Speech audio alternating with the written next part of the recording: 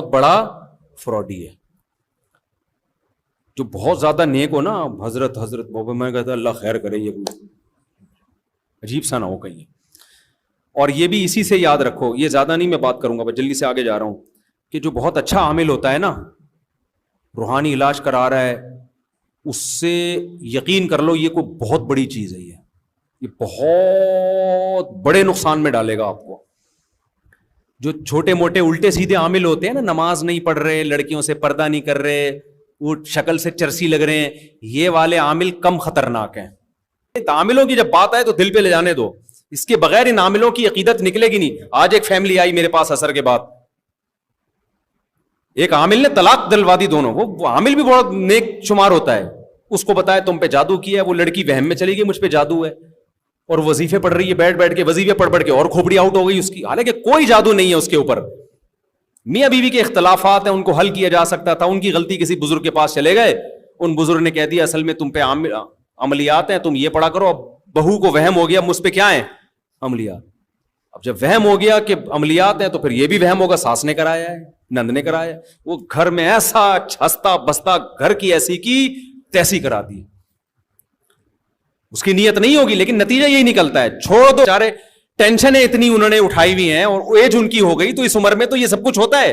اور آدھے سر کا درد بھی بہت سارے لوگوں میں, اس کا جادو سے کیا تعلق ہے. لیکن جا کے ان پہ جادو ہے, تو ان پہ یوں ہے, تو ان پہ فلانا ہے, تو ان کو ڈمکانا ہے. مولانا یوسف الجہانوی شہید رحمۃ اللہ علیہ کو فالج ہوا تھا, فوراً روحانی علاج کے لیے بھجوا دیا کسی مکھنچو کے پاس. وہ ان پہ دم کر رہا ہے کہ قادیانیوں نے جادو کیا ہے. ہمارے حضرت مفتی رشید احمد صاحب نے ان کو بلا کے سمجھایا, کسی کا باپ بھی آپ پہ جادو نہیں کر سکتا. آپ کو کیوں دماغ میں فالج, تو یہ آپ اتنی محنت کرتے تھے دماغی, چلنا پھرنا نہیں ہو, واکنگ نہ ہو, اور دماغی محنت اور ٹینشن مخالفت ہوتے تو فالج ہی تو ہوتا ہے. اور پھر ایج بھی تو کتنی تھی.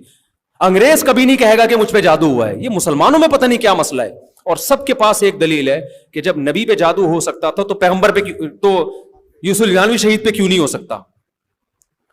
میں ان سے سوال پوچھتا ہوں, نبی پہ ہو سکتا تھا تو ابو بکر پہ کیوں نہیں ہوا, عمر پہ کیوں نہیں ہوا, عثمان پہ کیوں نہیں ہوا, علی پہ کیوں نہیں ہوا. اگر اتنا آسان ہوتا نا تو یہودی تو صرف پیغمبر کے دشمن تھوڑی تھے, ابو بکر کے بھی تھے, عثمان کے بھی تھے, کسی پہ بھی نہیں ہوا. کبھی سنا وہ مشہور عاملوں سے علاج کرا رہے ہوں, یا خود عملیات سیکھے ہوں حضرت ابو بکر نے, یا حصار کھینچ کے سوتے ہوں. یہ بچوں کا کھیل نہیں ہے. نبی پہ کیوں ہوا تھا؟ اس لیے تاکہ لوگ آپ کو جادوگر نہ سمجھیں. اس لیے اللہ نے ہونے دیا تھا, کیونکہ بار بار یہ کہتے تھے جادوگر ہیں, تو اللہ نے ہونے دے دیا تاکہ یہ الزام بھی, کیونکہ جادوگر پہ نہیں ہوتا جادو. تو نبی کو چونکہ بشر کے لوگ کامل بشر سمجھیں, اس لیے اللہ نے ہونے دے دیا. وہ بھی تھوڑا سا, زیادہ نہیں ہوا وہ, تاکہ یہ تانا بھی نہ بری ہو جائے کہ بار بار کہتے جادوگر ہیں, یہ جادو کے زور سے اتنے لوگوں کو مسلمان کر. اللہ نے ہونے دے دیا کہ چلو میں تمہاری یہ بھی کنفیوژن دور کر دوں کہ یہ جادوگر نہیں ہے, ورنہ اتنا پاورفل تم نے جادو کیا, تھوڑا سا بھی اثر نہ ہوتا. اور پھر اس بہانے سورہ فلق سورہ ناس نازل ہو گئی ہمارے فائدے کے لیے کہ یہ دم کر کے سو جایا کرو.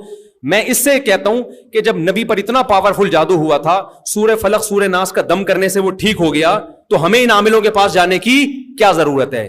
ہمیں سورہ فلق سورہ ناس کافی کیوں نہیں ہے؟ بات آ رہی ہے. اگر ہوا بھی ہے بالفرض, اول تو اتنی آسانی سے نہیں ہوتا, مان لو ہو گیا یار, امکان کے درجے میں مان لو, تو سورہ فلق سورہ ناس پڑھ کے بھوک لگا کے سو جاؤ نا, کیا تکلیف ہو رہی ہے تمہیں؟ تو اس لیے عامل جتنا نیک ہوگا نا, سمجھ لو اتنا کیا ہے, ڈینجرس. حقیقت بتا, بڑے بہت بڑے بزرگ کا دور بھاگو یار, یہ برباد کرے گا, کیونکہ گھر میں اس کو عزت ملے گی. میں نے دارالعلوم کرنگی کے عامل بھی دیکھے ہیں لوگوں کو الو بناتے ہوئے. آپ کیا سمجھتے ہو؟ دارالعلوم کرنگی کی بدنامی نہیں ہے اس میں, کیونکہ دارالعلوم کرنگی یا جامعۃ الرشید ایک دینی ادارہ ہے, اس نے کبھی عاملوں کا ٹھیکہ لیا ہوا ہے. بنوری ٹاؤن کی میں مخالفت نہیں کر رہا, بنوری ٹاؤن ایک دینی ادارہ ہے, فتویٰ بنوری ٹاؤن سے لو. ہم تو خود لوگوں کو کہتے ہیں یار یہ مسئلہ ہے بنوری ٹاؤن, اوتھینٹک فتویٰ ملے گا, ایک بہت بڑا علمی ادارہ ہے, یہ فتویٰ دارالعلوم کرنگی سے لو, اوتھینٹک فتویٰ ملے گا. روحانی علاج کی بات کر رہا ہوں, روحانی علاج نہ بنوری ٹاؤن میں, نہ جامعۃ, جو میرا ادارہ ہے جامعۃ الرشید, میں اس کی بھی مخالفت کرتا ہوں اس میں, نہ دارالعلوم کرنگی میں. سمجھتے ہو؟ تو دینی مدرسے خراب نہیں ہوتے, خراب لوگ دینی مدرسوں کا شیلٹر استعمال کرتے ہیں.